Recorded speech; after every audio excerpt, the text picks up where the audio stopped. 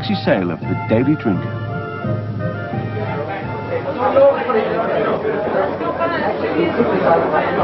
By now, we're getting a bit drunk.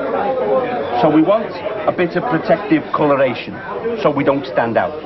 So we come to where there are more drunks per square centimetre than anywhere else in the entire universe. That's Fleet Street in London. Littered with alcoholics. Now for a long time I wondered why this was, until suddenly I figured it out.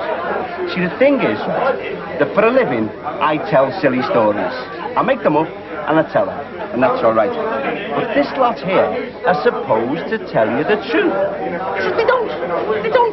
They make it all up. They change a fact here, they change a fact there to suit their editor or the political bias of whoever's paying for them. They just change facts, just make it up. It's all complete nonsense. Now, everybody who reads the paper thinks it's the truth. But they know that it's all a load of twaddle. And they feel guilty about it. So what do? They drink. Sinners, yea, repent. Sinners, yea.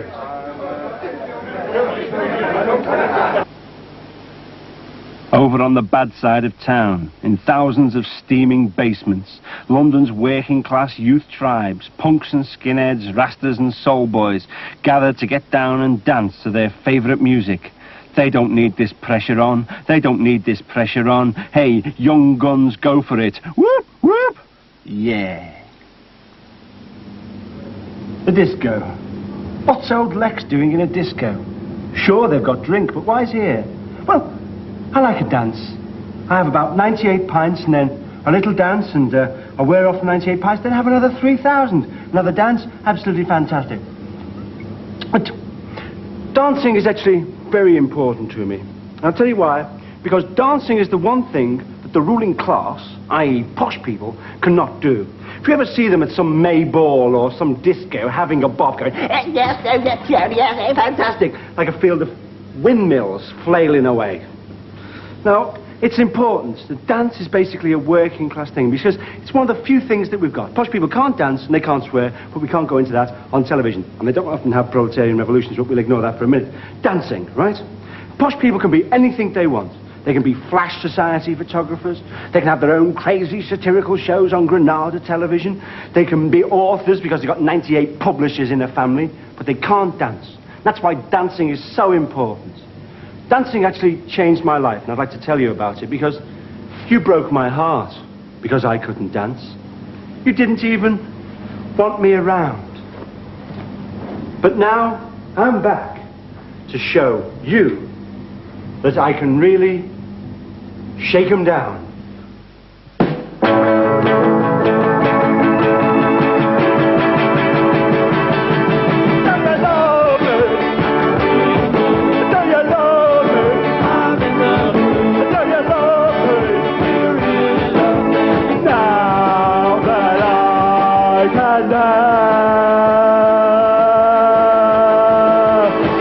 Watch me now. Work it up, baby. Work it down, work it down. Oh, a little bit of soul now. I can mash potato. Oh, I can do the twist. Tell me, baby. Do you like it like this? Tell me. Watch me now.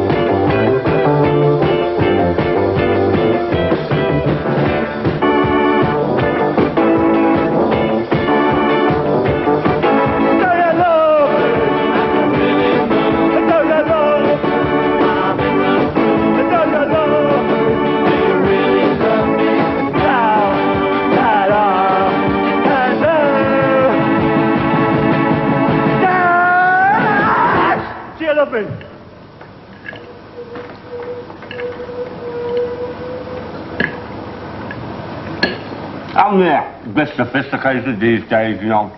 I'm a bit sharp, you know, a bit suave. So I don't go to pubs much anymore. I go to wine bars. Very sophisticated wine bars. I'm dead sophisticated. Like I eat pate, you know, without lettuce or nothing. And I've got one of them food blenders with all the attachments, you know, the choppers and the blenders and the donkey molesters and everything, you know. I get down there, wine bar, you know. Great place for wine bars, Hampstead. Actually, down our way in Hampstead, you know, they've just changed the local church to Christ's Wine Bar. It's really groovy, you know. Hampstead's a great wine bar place, though, you know. They got say, Hampstead is actually where all the rich left-wing people live.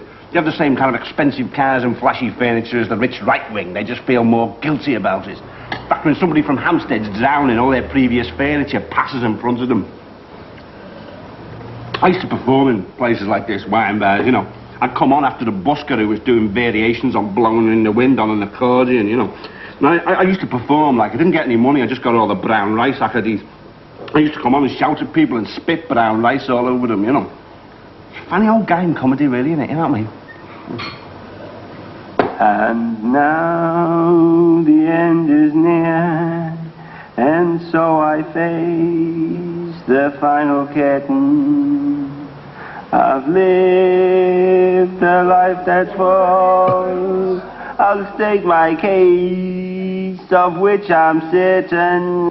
I've lived a life of fun.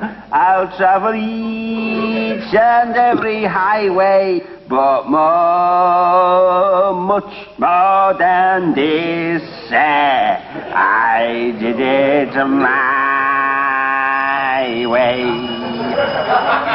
Ladies and gentlemen, please, let's have your glasses now. Come on now, lads, let's have your glasses now, please. Closing time. The time we all dread more than anything else in the world. What can we do now? What can we do now? Well, we could wander around Smithfield Market with a pork chop on our head at 6 o'clock in the morning. Don't fancy that. You can buy beer or wine in a restaurant up until 12 o'clock if you are accompanied by a member of the Coldstream Guards. No good. You can drink beyond territorial waters on an oil rig, drinking just beer if you're accompanied by a fish, if the fish is wearing a tie. No good. Want to stay in London? Want to stay here? No, I'm pretty well known round these parts. Bit of a TV personality. All my mates here. I like mates.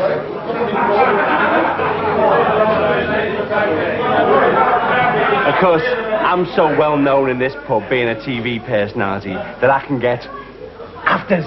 I stay behind. But first of all, I've got to go out with all the other Joes, you know, and look casual, because otherwise they'll get jealous because they're not TV personalities. So I'll just saunter out casually with this lot, okay?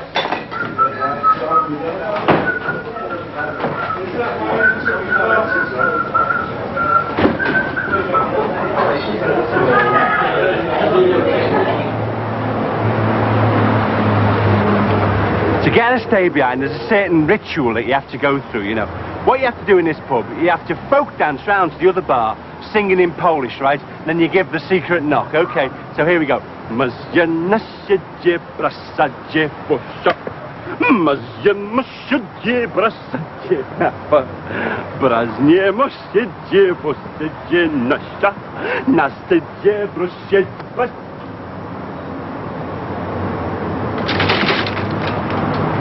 Sorry about this. Hello? Hello? I'm a TV personality. Sorry about this. It's not that good a pub anyway.